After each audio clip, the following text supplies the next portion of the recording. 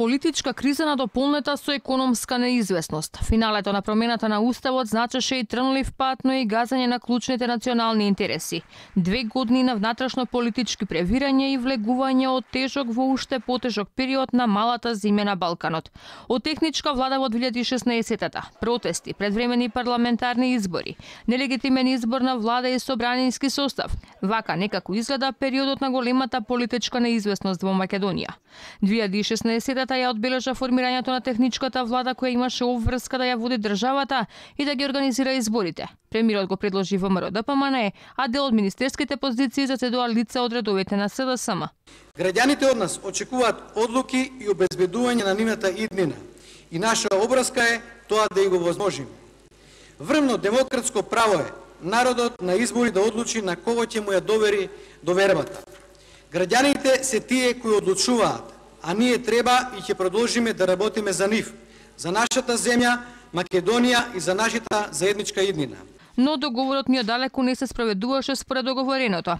2 пати на инсистирање на СДСМ беа одложувани закажаните избори, па наместо граѓанско изјаснување се случи шарена револуција која донесе дополнително продолбочување на политичката криза.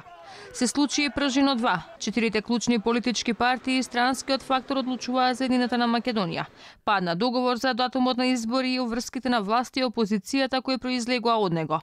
Со големи очекувања представниците на партиите подписнички дадоа ветување за фер и демократски изборен процес. Изборите на 11 декември несомнено дадоа целосен пресврт на станите. Во фокус на предизборието беа настапите на првиот човек на социјалдемократите Зоран Заев од диаспората и неговите ветувања за албанците како кампања за обезбедување на поголем број на гласови за предвремените парламентарни избори. Ветуваше, па негираше, но неговите изјави за прекројување на државата доколку ја добија довербата од народот и менување на уставот ставија печат на изборната кампања. Изборите на 11 декември се спроведоа според нов изборен законник, договорен на една од средбите на лидерите, а ги реализираше новата државна изборна комисија. Изборните резултати донесоа нова 10-та поред победа за ВМРО ДПМН и коалицијата. Дуи ја прекраши воспоставената практика владеачката коалиција да биде направена меѓу македонската и албанската партија која добила најголем број од гласовите на гласачите.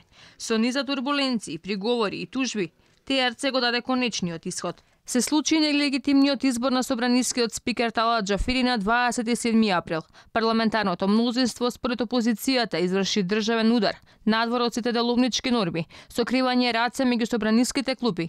Џафери даде заклетва за прв човек на собранието. Со 61 глас за констатирам дека нашиот колега господин Талат Џафери е избран за председател на собранието на Републиката. По конституирањето на собранискиот состав 2017-та започна со формирање на новата влада. Зоран Заев конечно дојде на чело на владата како премиер, но по неговото седнување во премиерската фотелја на брза лента се стави планираното сценарио да се реши деценискиот спор со Грција и решавање на проблемите со Бугарија. Така и би. За 1 месец подпишан договор за добрососедство, а за неполна година и ставање крај на проблемот со името кој Грција го имаше со Македонија. Клучниот момент беше акција за апсење на водачите и учесниците на 80-дневните протести против разнебитувањето на Македонија. 6 месеци по собраниските настани, пошто беше реализирано и сценариото да се уништи институтот протест. Од тој момент почна интензивни преговори на релација Скопје, Брисел, Атина. Во духот на добрите односи, македонскиот премиер се согласи на се.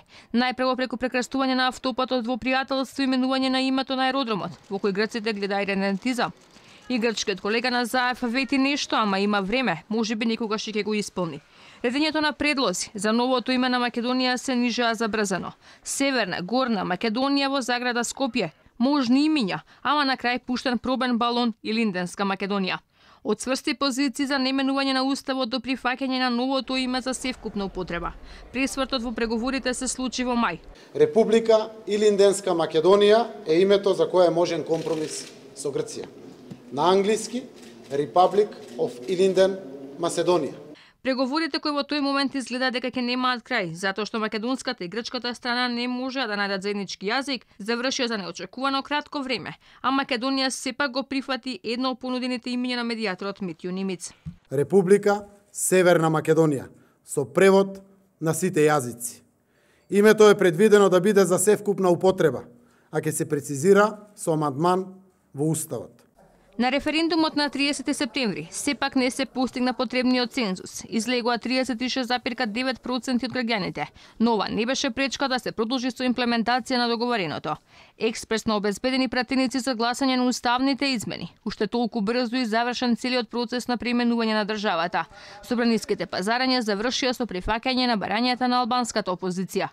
81 пратеник, кои уценет кои со тежок судски товар на греб, дадоа зелено светло за Република Северна Македонија.